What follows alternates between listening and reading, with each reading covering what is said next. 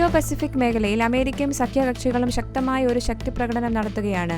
പ്രത്യേകിച്ച് തായ്വാനെതിരെയുള്ള ആക്രമണം വെല്ലുവിളിക്കപ്പെടാതെ പോകില്ലെന്ന് ചൈനയ്ക്ക് സൂചന നൽകുന്നു. സംയുക്ത പ്രവർത്തനങ്ങളും പ്രതിരോധശേഷിയും വർദ്ധിപ്പിക്കുക എന്ന ലക്ഷ്യത്തോടെ 19 രാജ്യങ്ങളിൽ നിന്നുള്ള 35,000 സൈനികരെ ഉൾപ്പെടുത്തി ഇതുവരെയുള്ളതിൽ വെച്ച് ഏറ്റവും വലിയ സൈനിക അഭ്യാസമായ ടാലിസ്മാൻ സാബർ ഓസ്ട്രേലിയ ആതിഥേയത്വം വഹിക്കുന്നു. പങ്കാളി രാജ്യങ്ങൾക്കിടയിലെ സന്നദ്ധതയും ഐക്യവും പ്രകടമാക്കുന്നതാണ് ഈ അഭ്യാസങ്ങളെന്ന് പ്രധാന സൈനിക നേതാക്കൾ ഊന്നിപ്പറയുന്നു.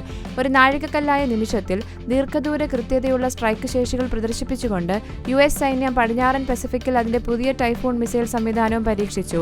ദക്ഷിണ ചൈന കടലിലെ പതിറ്റാണ്ടുകളായി ചൈനീസ് സൈനിക ശക്തി വർദ്ധിപ്പിക്കുന്നതിനും ആക്രമണാത്മക അവകാശവാദങ്ങൾക്കും എതിരാണ് ഈ ശക്തി പ്രകടനം.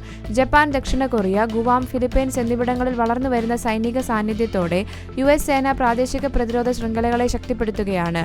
ടാലിസ്മാൻ സാബർ ഉപസംഹരിക്കുന്നത് പോലെ പ്രതിരോധമില്ലാതെ ഇൻഡോ പസഫിക് ആധിപത്യം സ്ഥാപിക്കപ്പെടില്ല എന്ന സന്ദേശം ബീജിംഗിന് ലഭിക്കുമെന്ന് വാഷിംഗ്ടണും സഖ്യകക്ഷികളും പ്രതീക്ഷിക്കുന്നു.